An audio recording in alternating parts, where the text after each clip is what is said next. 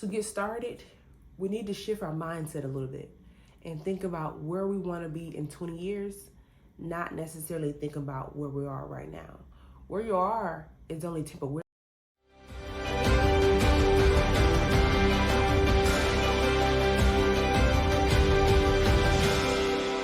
Your family, it's your girl Kaylee. Hope you guys are having a marvelous, fantastic day on this fantastic Sunday. If this is your first time coming across this channel, Miss Kaylee, I hope you're doing well and all of your dreams and wishes are coming true this year. On this channel, we discuss all things related to real estate. So if that interests you, make sure to hit that subscribe button and the notification bell to be notified every time we have a new upload. Today, we'll be discussing another resource for affordable housing. And she is the sister of Section 8 and Section 7, and that is Section 6. I don't want anyone to get confused on Section 8, Section 7, or Section 6. They are all related, and we're going to call them brothers and sisters. The difference is between the sections is the target group. Section 8 is for all age families. Section 7 is a variety of mainly disabled and elderly families. However, you have some communities that do accept all age families in Section 7. And now we're going to be talking about Section 6. Section 6 is for all age communities, and it is another section that offers community-based vouchers. Community-based vouchers are vouchers that stay within the community.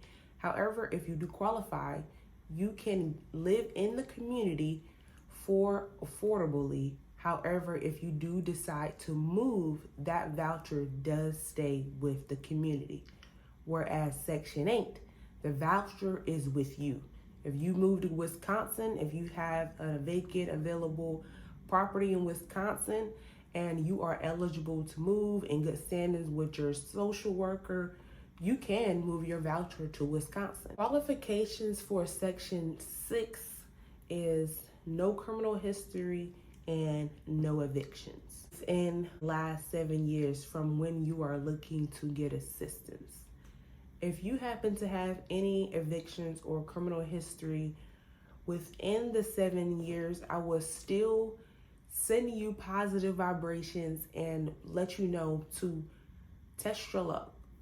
Contact the office, go through the cycle of trying to see what happens and always wish for the best. To get started, we need to shift our mindset a little bit and think about where we want to be in 20 years, not necessarily think about where we are right now. Where you are is only temporarily. Let's put our seatbelts on, brace ourselves, and enjoy the journey. Oftentimes, individuals only focus on the destination and miss out on catching the moments and the experiences along the journey while we're on this journey of upgrading our quality of life. Enjoying the now allow us to seize the moments and be able to make better decisions. So now that we have our seatbelt on, we're ready to embrace the journey and not so much focus on where we'll be and what's that destination will look like. We're now ready for change. Now that we have our seatbelt on and ready to enjoy the journey, we are now cruising down the road looking for communities that is under the umbrella of Section 8, Section 7, and Section 6. The terminology is going to vary from state to state. However, the key words that you are looking for is HUD and equal housing opportunity. Last Thursday, we did a video discussing an affordable resource, and that was called Westminster Company. Westminster Company services states North Carolina, South Carolina, and Virginia. You are in those states. I will start out with Westminster Company, very reputable company, a variety of cities along with the states and communities that you won't have anything to worry about. If you are in another state and you are having trouble finding communities, no worries, we got you. All you need to do is comment below what city or DM us what city, and we'll make sure to get that video out to you ASAP. We don't want anybody to miss out on an opportunity. However, HUD and equal housing opportunity is all you need to know. Once you find a community, what I need you to do is do some research on that website. When you pull up the website, you find the community, it will have the address, the property manager's name, a phone number, a fax number, but it also, what you really would need is the description of the community/property. On that description, it will have how many units.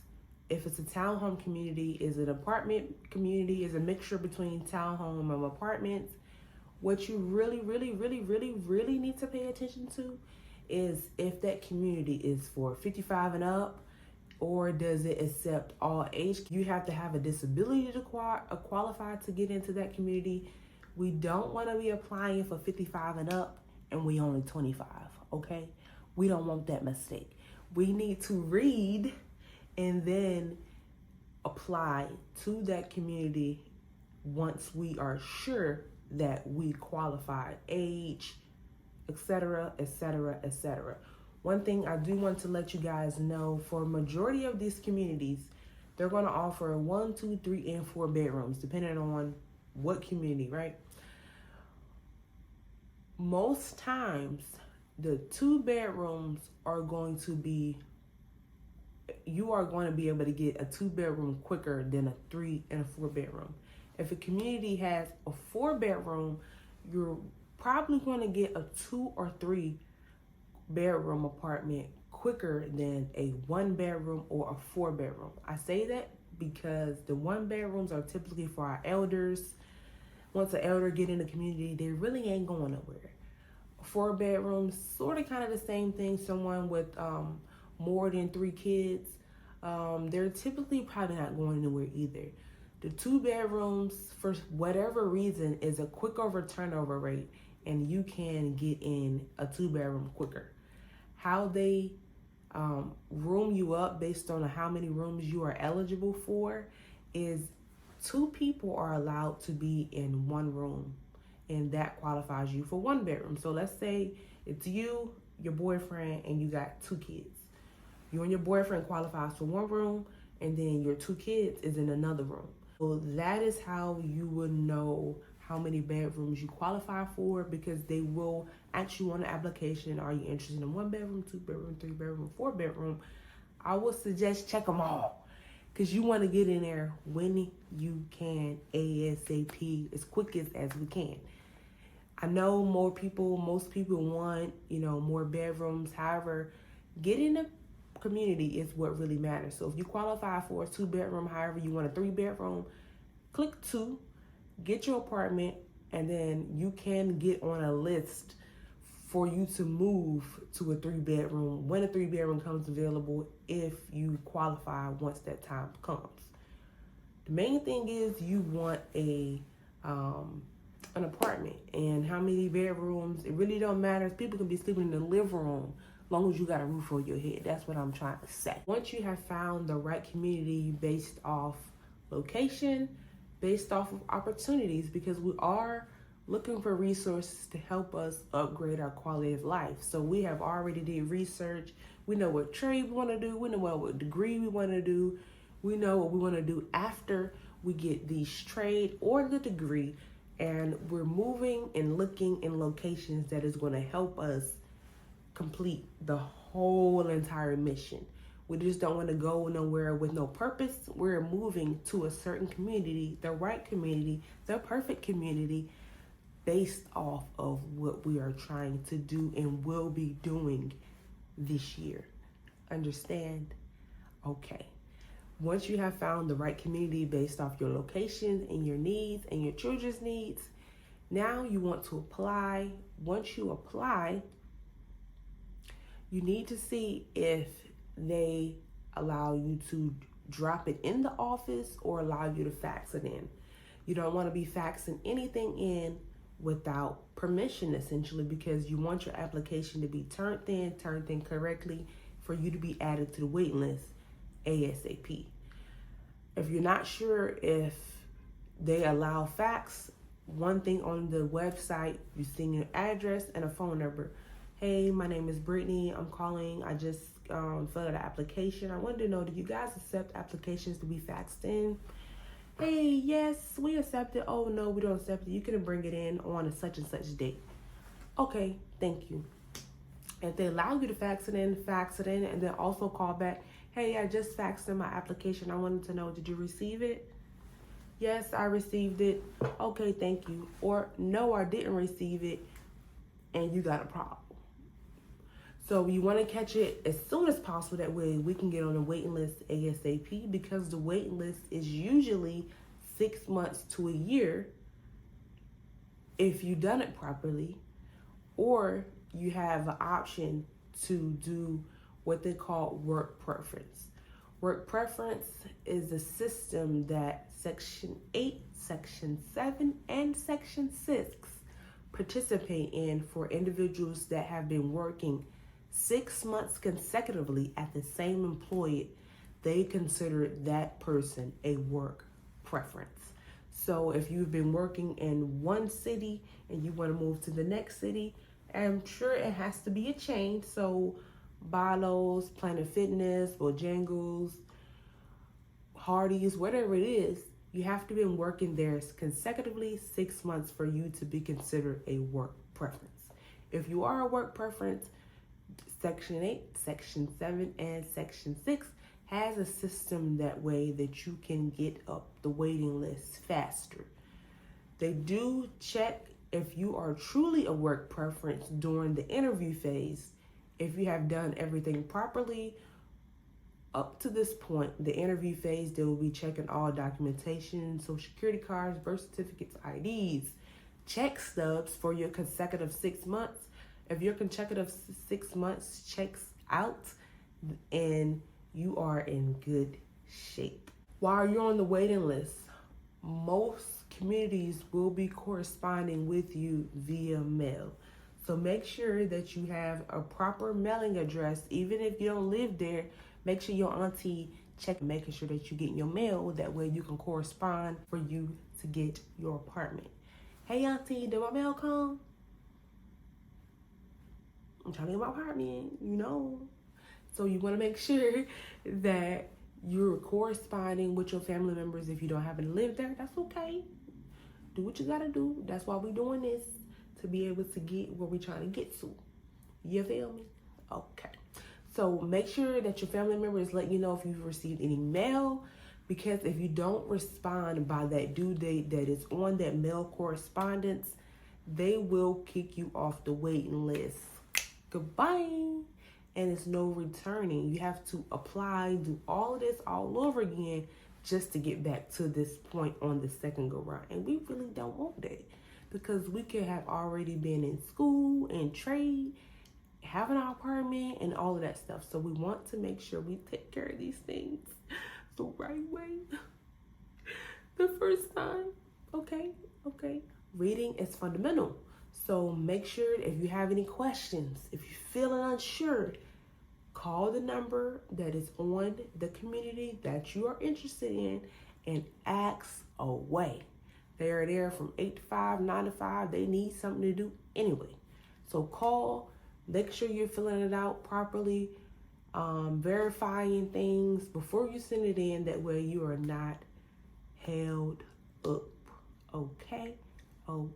Now, all you're doing is waiting for your apartment. You have turned in everything. You did your interview.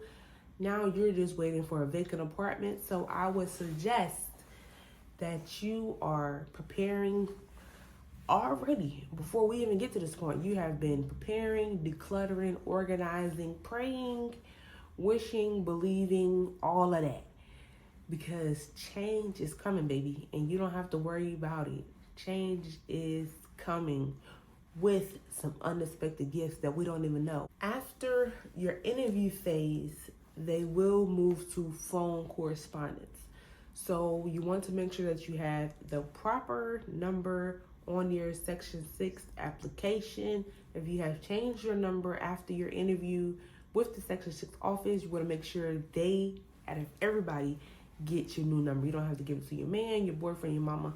Make sure that you give it to the Section 6 office. That way they can contact you to let you know when you're getting your apartment and know when you're supposed to be moving in, knowing what you would need, money orders, security deposits, whatever it is you want to be prepared.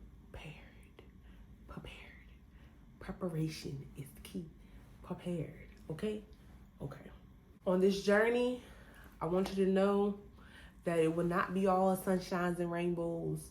It will not be pain-free. There will be some painful days, but no, hard work is pain. Reward is pain.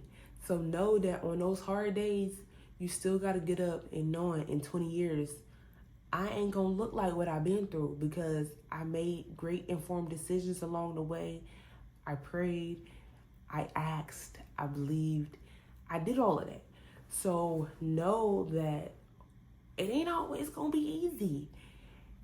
It's going to be hard. You're going to shed some tears, share them tears, get in there, wipe them tears, and get back in there and ready to fight. You get knocked down, get your behind back up and fight. Know that change is coming. Today, we discussed Section 8 and Section 7, and we have our new sister, which is Section 6. Key takeaway vocabulary words today are HUD and equal housing opportunity. While you're doing your research, HUD communities in Missouri, equal housing opportunity apartments in Kentucky.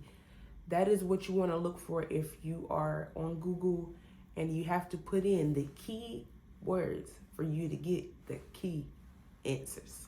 Remember that the interview phase is done in person. So you can apply to any apartment that you wish across the United States. But no, if you live in Kentucky and you have applied to an apartment in Missouri, you need to make sure that you are in person on the day of your interview. The office will let you know what day your interview is, and you need to make sure that you are there in person with everything that you say that you need. Documentation, social security card, birth certificate, IDs, check stubs, any and everything that they say you need. Make sure that you have it in person on the day of your interview. Interview, if you have done everything properly up until this point, that means your apartment is coming up. So you want to make sure that you take the interview phase very, very, very, very seriously. Make sure you don't leave anything. So if you live somewhere else where you're trying to move from, where you're trying to move to, make sure that you have everything that you need. Lastly, I'm going to read a quote for you guys. Know that life is a balanced system of learning and evolution. Whether pleasure or pain, every situation in your life serves a purpose. It is up to us to recognize what that purpose could be, find solutions, and work the plan. If it was easy, everybody would be doing it.